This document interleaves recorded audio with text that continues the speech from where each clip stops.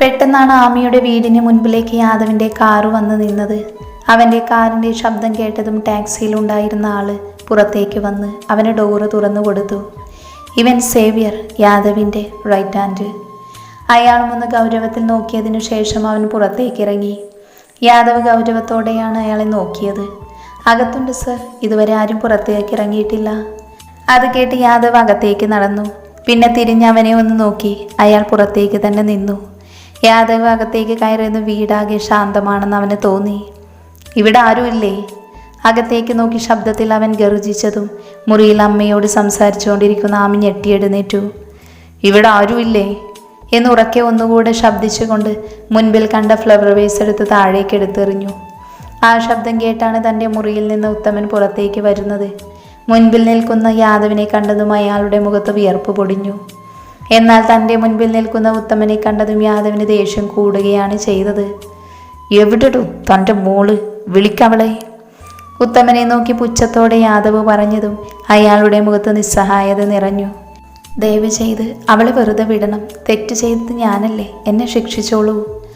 യാദവിന് മുൻപിൽ നിന്ന് ദയനീയമായി അയാൾ അപേക്ഷിക്കുമ്പോൾ അവൻ്റെ മുഖത്ത് വല്ലാത്തൊരു തരം ആനന്ദമായിരുന്നു. ഉള്ളിൽ ഉയർന്നു വരുന്ന ഭയത്തോടൊപ്പം അവളുടെ ശരീരത്തിൽ വിയർപ്പ് പൊടിയാൻ തുടങ്ങി. കുറച്ചു സമയം അവൾ കണ്ണടച്ച് നിന്ന് സ്വയം ഒന്ന് ശാന്തമാകാൻ ശ്രമിച്ചു. മോളെ. ഉമ്മ ഭയത്തോടെ ആമയെ വിളിച്ചതും ആമി അവരെ നോക്കി ഒന്ന് കണ്ണടച്ച് കാണിച്ചു.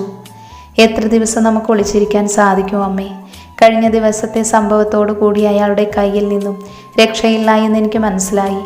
ഇനിയെല്ലാം വരുന്നിടത്ത് വെച്ച് കാണാം. എനിക്കെന്താണോ മഹാദേവൻ വിധിച്ചത് അതുപോലെ നടക്കട്ടെ. ഒരു ഉറച്ച തീരുമാനമെടുത്ത് തനിക്ക് മുഖം തരാതെ മുന്നോട്ട് നടന്നു പോകുന്ന ആമിയെ ഉമ ദയനീയമായി നോക്കി നിന്നു. അല്പം ധൈര്യം സംഭരിച്ച അമ്മയോട് അത് പറഞ്ഞ് പുറത്തേക്ക് കടന്നുവെങ്കിലും നിറഞ്ഞ കണ്ണുകൾ തുടച്ച് മുറിക്ക് പുറത്തേക്ക് ഇറങ്ങുമ്പോൾ ഭയം അവളെ വേട്ടയാടിക്കൊണ്ടിരിക്കുകയായിരുന്നു. യാദവിൻ്റെ ശബ്ദമൊന്നും കേൾക്കാതായതും അവൾ സംശയിച്ചുകൊണ്ട് ആളിലേക്ക് പോയി.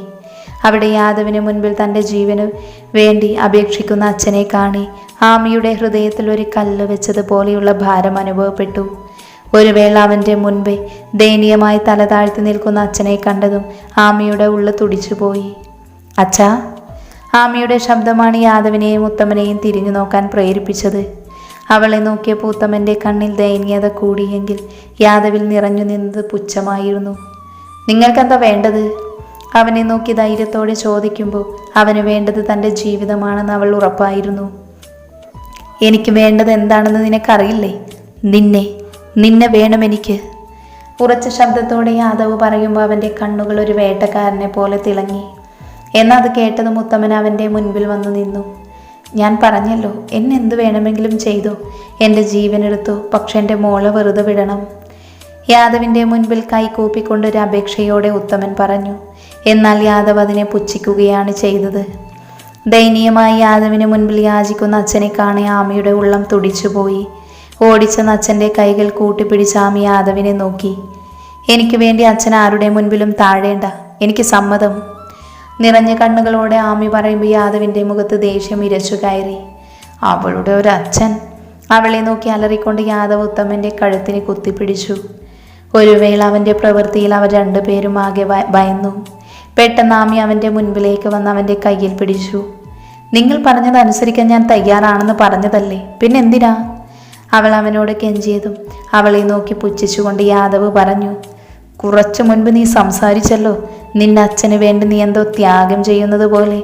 ഈ വൃത്തികെട്ട പന്നമോന് കാരണം എനിക്ക് നഷ്ടമായത് എൻ്റെ കുടുംബമാണ്. ഇയാൾ ചെയ്ത നെറുകേടെല്ലാം അറിഞ്ഞിട്ടും അവളുടെ ഒരു അച്ഛൻ. അവളെ നോക്കി അത്രയും പറഞ്ഞ് അവൻ ഉത്തമനെ നോക്കി. നീ ശരിക്ക് കേട്ടോ, ഇനിയുള്ള ഇവളുടെ ജീവിതം എൻ്റെ കാലടിയിലാണ്. ഒരു ജോലിക്കാരിയേക്കാൾ താഴെയായിരിക്കും ഇവളുടെ സ്ഥാനം. നീ മരിക്കുന്നത് വരെ ഞാൻ ഇവളെ ഇഞ്ചിഞ്ചായി വേദനിപ്പിക്കും, നരകിപ്പിക്കും, നോക്കിക്കോ. അവനെ നോക്കി അത്രയും പറഞ്ഞതിന് ശേഷം അവൻ പുറത്തേക്ക് നോക്കി വിളിച്ചു. സേവ്യർ. പുറത്തുനിന്ന് യാദവിൻ്റെ ബോഡി ഗാർഡ്സും അയാളുടെ കൂടെ വേറെ രണ്ടുപേരും അകത്തേക്ക് കയറി. സേവ്യർ ഒഴിച്ച് മറ്റുള്ള രണ്ടുപേരും കയ്യിൽ എന്തൊക്കെയോ രജിസ്റ്റർ പേപ്പേഴ്സ് ഉണ്ടായിരുന്നു.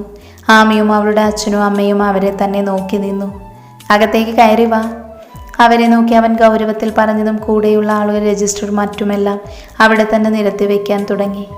സർ, പേപ്പേഴ്സ് എല്ലാം ഓക്കെയാണ്, ഇനിയൊരു സൈൻ മാത്രം മതി. അവനെ നോക്കി വളരെ ബഹുമാനത്തോടെയും താഴ്മയോടെയും അതിലൊരാൾ പറഞ്ഞതും യാദവ് ആമിയെ പുച്ഛത്തിലൊന്ന് നോക്കി. എന്നാൽ അപ്പോഴും അവിടെ എന്താണ് നടക്കുന്നതെന്ന് മനസ്സിലാവാതെ നിൽക്കുകയായിരുന്നു ആമിയും അവളുടെ അച്ഛനും അമ്മയും. യാദവ് തൻ്റെ കയ്യിൽ കെട്ടിയിരിക്കുന്ന വാച്ചിലേക്ക് നോക്കി. സമയം 6:30. എന്തായാലും എന്നെ വിവാഹം കഴിക്കാൻ നീ സമ്മതിച്ച സ്ഥിതിക്ക് ഇനി താമസിക്കേണ്ട, വന്നൊപ്പിട്. ആദ്യം ഉത്തമനെയും പിന്നെ ആമിയെയും യാദവ് ഗൗരവത്തിൽ നോക്കിക്കൊണ്ട് പറഞ്ഞു. അവൻ്റെ വാക്കുകളിൽ അവളൊന്ന് ഞെട്ടി. അവരുടെ മുഖത്തെ ഞെട്ടിൽ കണ്ടതും അവനൊന്ന് പുച്ഛിച്ചു. എന്നിട്ട് ഉത്തമൻ അടുത്തേക്ക് നിന്ന് ആമിയെ വലിച്ച് തന്നോട് ചേർത്ത് നിർത്തി. സൈൻ ചെയ്യടി, അവൻ്റെ അല്പം ഗൗരവത്തിൽ പറഞ്ഞതും ആമി നിറഞ്ഞു നിന്ന കണ്ണുകളോടെ അവനെ ഒന്ന് നോക്കി. എന്നാൽ അവൻ്റെ കണ്ണുകൾ ഉത്തമന് നേരെ ആയിരുന്നു.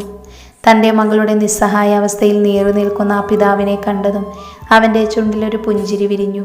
വല്ലാത്തൊരു ചിരി. തൻ്റെ വലയിൽ കുടുങ്ങിയ മാൻപേടയെ കാണുമ്പോൾ കണ്ണുകൾ തിളങ്ങുന്ന രാക്ഷസന്റെ ചിരി. ഉത്തമൻ്റെ ദയനീയാവസ്ഥ കണ്ടതും അവന് വല്ലാത്ത ആത്മനിർവൃതി തോന്നി. അത് ആസ്വദിക്കാൻ എന്നോണം ആമി അവനൊന്നുകൂടെ തന്നോട് ചേർത്ത് പിടിച്ചു. ആമിക്ക് ശരീരമാകെ പുഴുവരിക്കുന്നത് പോലെ തോന്നി. അവൻ്റെ കൈകളിൽ കിടന്ന് അവൾ വിയർത്തു.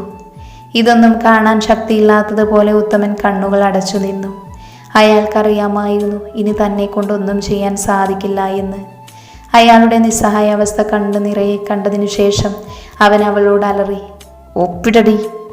യാദവിനെ ആമിയൊന്ന് കണ്ണുകൾ ഉയർത്തി നോക്കി. നിറഞ്ഞു ചുവന്നു നിൽക്കുന്ന കണ്ണുകളിൽ നിസ്സഹായാവസ്ഥ മാത്രമായിരുന്നു. എന്നാൽ അവളുടെ ദയനീയമായ നോട്ടം അവനെ തെല്ലും ബാധിച്ചില്ല. ഒപ്പിടാൻ എന്നവൻ വീണ്ടും അലറിയതും ആമിയുമായി അവളുടെ അച്ഛനെയും അമ്മയെയും ഒന്ന് നോക്കി. എന്നാൽ തങ്ങളുടെ മുന്നിൽ വെച്ച് മകളുടെ ജീവിതം തകരുന്നത് കാണാൻ കഴിയാതെ അച്ഛനും അമ്മയും തലതാഴ്ത്തി നിന്നു. തങ്ങളെ കൊണ്ട് മറ്റൊന്നും ചെയ്യാൻ കഴിയില്ലെന്ന് അവർക്ക് ഉറപ്പായിരുന്നു. യാദവിനെ ഒന്നുകൂടെ അവൾ നോക്കിയതും അവളെ നോക്കി അവനൊന്ന് പുച്ഛിച്ചു ചിരിക്കുകയാണ് ചെയ്തത്. നിനക്കൊപ്പിടാൻ സമ്മതമല്ലെങ്കിൽ ഞാൻ നിന്നെ നിർബന്ധിക്കില്ല. പക്ഷേ നിനക്ക് പകരം നിന്റെ അച്ഛനായിരിക്കും എൻ്റെ വീട്ടിൽ ജോലിക്കാരനായി കഴിയാൻ പോകുന്നത്. എൻ്റെ വീട്ടിൽ ബാത്റൂമിൽ വരെ നിന്റെ അച്ഛനെ കൊണ്ട് ഞാൻ ക്ലീൻ ചെയ്യിപ്പിക്കും. അവൻ്റെ സംസാരം കേട്ടതും അവളുടെ ഹൃദയത്തിൽ കൂരമ്പ് വന്ന് തറയ്ക്കുന്നത് പോലെ തോന്നി. നിറഞ്ഞു നിൽക്കുന്ന തൻ്റെ കണ്ണുകൾ അവൾ അമർത്തി തുടച്ച് അതിൽ നിന്നും 2 തുള്ളി നിലത്തേക്ക് പഴുതിച്ചു. ഒരു നിമിഷം അവൻ്റെ വീട്ടിൽ ജോലിക്കാരനായി നിൽക്കുന്ന തൻ്റെ അച്ഛൻ്റെ ചിത്രം മനസ്സിൽ തെളിഞ്ഞു വന്നതും അവൾ ആ പേനെടുത്ത് അതിലേക്ക് സൈൻ ചെയ്തു. ഒരു ഞെട്ടലോടെയാണ് ആമിയുടെ അച്ഛനും അമ്മയും ആ കാഴ്ച നോക്കി നിന്നത്. അച്ഛൻ്റെ നിസ്സഹാവസ്ഥയിൽ അയാളുടെ കണ്ണിൽ നിന്നും 2 തുള്ളി താഴേക്ക് പതിച്ചു. ഒരു ഉന്മാദത്തോടെ അത് നോക്കി നിന്ന ശേഷം അവൻ താഴെ വെച്ച പെണ്ണെടുത്ത് അവരൻ്റെ കവളത്തിൽ സൈൻ ചെയ്തിരുന്നു. അപ്പോഴും നിറഞ്ഞ കണ്ണുകൾ പോലും തുടക്കാൻ കഴിയാതെ നിർവികാരമായി നിൽക്കുകയായിരുന്നു ആമി. അവളുടെ ഹൃദയത്തിലേക്ക് ഒരു കല്ലെടുത്ത് വെച്ച ഭാരമായിരുന്നു അപ്പോൾ. തൻ്റെ നിസ്സഹായാവസ്ഥയോർത്ത്, നഷ്ടപ്പെട്ട തൻ്റെ ജീവിതമോർത്ത്, നഷ്ടപ്പെട്ടു പോയ തൻ്റെ സ്വപ്നങ്ങളോർത്ത്.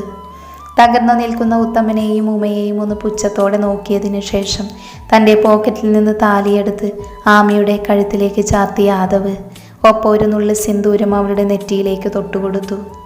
അവരെ തന്നെ നോക്കി നിൽക്കുന്ന സേവ്യറിനെയും മറ്റു 2 പേരെയും അവൻ ഗൗരവത്തിൽ നോക്കി. അതോടെ എല്ലാവരും അവരുടെ സാധനങ്ങളെല്ലാം എടുത്ത് പുറത്തേക്ക് ഇറങ്ങിപ്പോയി. അവൻ എല്ലാവരെയും ഒന്ന് നോക്കിയതിനു ശേഷം ഒരു വിജയച്ചിരിയോടെ ചെയറിലേക്കിരുന്നു. ഇനി എന്തായാലും കാളിയാർ മഠത്തിലേക്കില്ല. ഭാര്യ, നമ്മുടെ ഫസ്റ്റ് നൈറ്റ് ഇവിടെ വെച്ച് ആഘോഷിക്കാം. എന്നിട്ട് നാളെ കാലത്ത് പോകാം. എന്താ ഭാര്യ, അങ്ങനെ പോരെ? നിർവികാരമായിരുന്നു നിൽക്കുന്ന ആമിയെ നോക്കി അവൻ പുച്ഛത്തോടെ ഒന്ന് പറഞ്ഞു. എന്നാൽ ഇനിയൊന്നും കേൾക്കാൻ തനിക്ക് ശക്തിയില്ല എന്നതുപോലെ ഉത്തമൻ തൻ്റെ മുറിയിലേക്ക് പോയി. പുറകെ ഉമയും. തകർന്നു നിൽക്കുന്ന മകളുടെ ജീവിതവും ഹൃദയം തകർന്ന ഭർത്താവിൻ്റെ അവസ്ഥയും അവരെ ആകെ തകർത്തു. ഉത്തമേട്ട എന്ന് വിളിച്ച അയാളുടെ പുറകെ ഉമ പോകുമ്പോൾ അപ്പോഴും തറഞ്ഞു നിൽക്കുകയായിരുന്നു ആമി. ഉത്തമനെയും അയാളുടെ ഭാര്യയെയും ഒന്ന് നോക്കിയതിനു ശേഷം സേവ്യർ കൊണ്ടുവന്ന തൻ്റെ ബാഗ് എടുത്ത് അവൻ അവളുടെ അടുത്തേക്ക് പോയി. അപ്പോഴും ആമി തൻ്റെ തല താഴ്ത്തി നിൽക്കുകയായിരുന്നു. കൃത്യം 9 മണിക്ക് എനിക്കുള്ള പാലുമായി മുറിയിലെത്തിയിരിക്കണം. ഓർമ്മയുണ്ടല്ലോ, ഇന്നാണ് നമ്മുടെ ഫസ്റ്റ് നൈറ്റ്. അവളെ നോക്കി ഒന്ന് വശ്യമായി ചിരിച്ചുകൊണ്ട് മുകളിലേക്കുള്ള പടികൾ കയറുമ്പോൾ തൻ്റെ നിസ്സഹായാവസ്ഥ ഓർത്ത് കരയുകയായിരുന്നു ഉത്തമൻ. എന്നാൽ ഇനി എന്താണ് തൻ്റെ ജീവിതത്തിൽ നടക്കാൻ പോകുന്നത് എന്നറിയാതെ ഉഴറുകയായിരുന്നു ആമിയുടെ മനസ്സ്. യാദവിൻ്റെ കാലച്ച തന്നിൽ നിന്ന് അകന്നതറിഞ്ഞതും ആമി സർവ്വതും തകർന്നവളെ പോലെ നിലത്തേക്കിരുന്നു. ഇതുവരെ നടന്ന ഓരോ കാര്യങ്ങളും അവളുടെ മനസ്സിലൂടെ കടന്നുപോയി. എന്ത് വിധിയാണ് തൻ്റേത്? അച്ഛൻ്റെ തെറ്റുകൾക്കൊരു തെറ്റും ചെയ്യാത്ത മകൾ ശിക്ഷ അനുഭവിക്കേണ്ടി വരുന്നു. ഓർക്കും തോറും അവളുടെ കണ്ണുകൾ നിറഞ്ഞു തൂവി.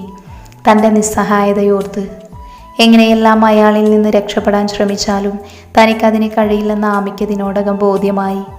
എന്തെന്നാൽ അത്രത്തോളം പണം കൊണ്ടും പവർ കൊണ്ടും ബലം കൊണ്ടും കരുത്തനായിരുന്നു അയാൾ. ഇനി എന്ത് തന്നെയായാലും തൻ്റെ വിധിയെ തടുക്കാൻ കഴിയില്ല. അപ്പോൾ പിന്നെ ഇനി വരാനുള്ളത് അനുഭവിക്കുക.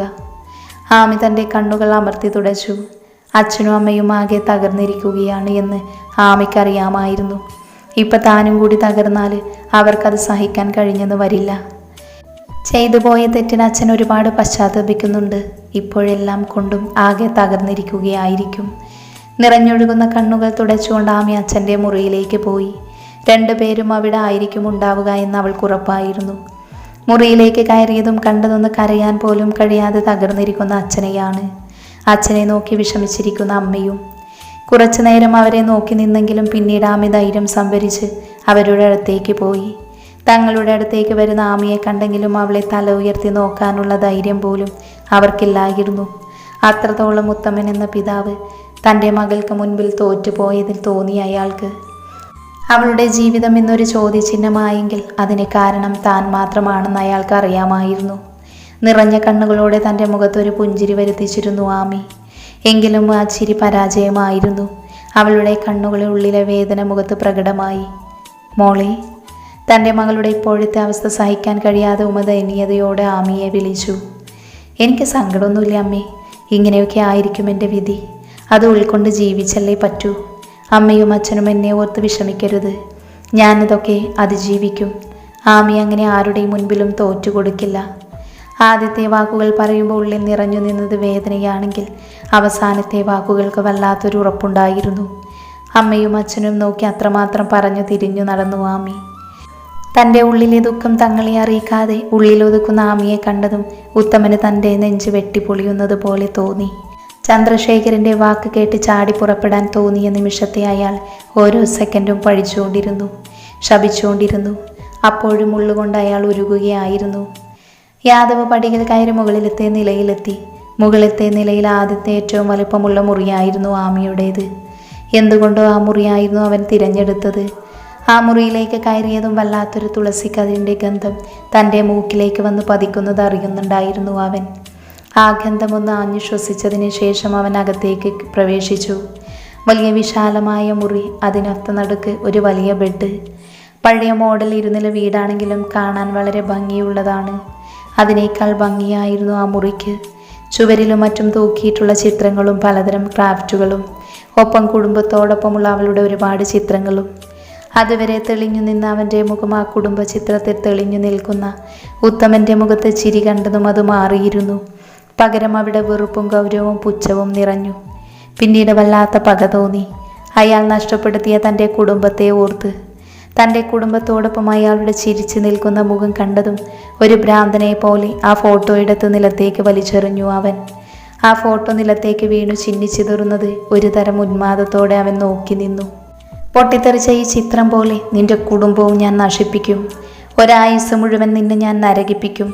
അതിനെനിക്കുള്ള ആയുധമാണ് നിന്റെ മകൾ ആമി. കുറച്ചു നേരം ആ ഫോട്ടോയിലേക്ക് നോക്കി നിന്നതിനു ശേഷം അവൻ കൊണ്ടുവന്ന ബാഗ് എടുത്തു. അതിൽ നിന്നും അവന് വേണ്ട വസ്ത്രങ്ങളും എടുത്ത് ബാത്റൂമിലേക്ക് പോയി. ദേഹത്തേക്ക് തണുത്ത വെള്ളം പതിക്കുമ്പോഴും ഉള്ളിലുള്ള കനലിൻ്റെ ചൂട് കൂടിക്കൊണ്ടിരുന്നു. ഒരുപാട് കണക്കുകൾ കൂട്ടിയും കിഴിച്ചും കൊണ്ടിരുന്നു അവൻ.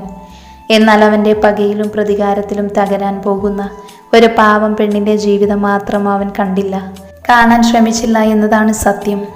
കുളിച്ച് പുറത്തേക്ക് വന്നതും അവൻ്റെ ബാഗിൽ വെച്ചിരുന്ന ഒരു ലിക്കറിൻ്റെ ബോട്ടിൽ പുറത്തേക്കെടുത്തു. അതിൽ വെള്ളം പോലും ചേർക്കാതെ വായിലേക്ക് കമിഴ്ത്തുമ്പോൾ അവൻ്റെ മനസ്സിൽ പല പദ്ധതികളും കൂട്ടിക്കൊണ്ടിരുന്നു. ആമിയുടെ മുറിയോട് ചേർന്ന് വലിയൊരു ജനലുണ്ട്. പഴയ വീടായതുകൊണ്ട് തന്നെ മരത്തടി കൊണ്ട് നിർമ്മിച്ചതായിരുന്നു ആ ജനൽ. അതിലൂടെ പുറത്തേക്ക് നോക്കിയാൽ മുറ്റത്ത് സെറ്റ് ചെയ്തിരിക്കുന്ന ചെറിയൊരു ഗാർഡൻ കാണാം. അവിടെ നിറഞ്ഞു നിൽക്കുന്ന മുല്ലപ്പൂവിലേക്കും റോസാപ്പൂവിലേക്കും അവൻ മാറി മാറി നോക്കി. പൂക്കളിൽ തൻ്റെ അമ്മയ്ക്ക് ഏറ്റവും ഇഷ്ടം ഇവയോടായിരുന്നു. മുല്ലപ്പൂവ് ചൂടിയല്ലാതെ അമ്മയെ കണ്ട ഓർമ്മ തനിക്കില്ല.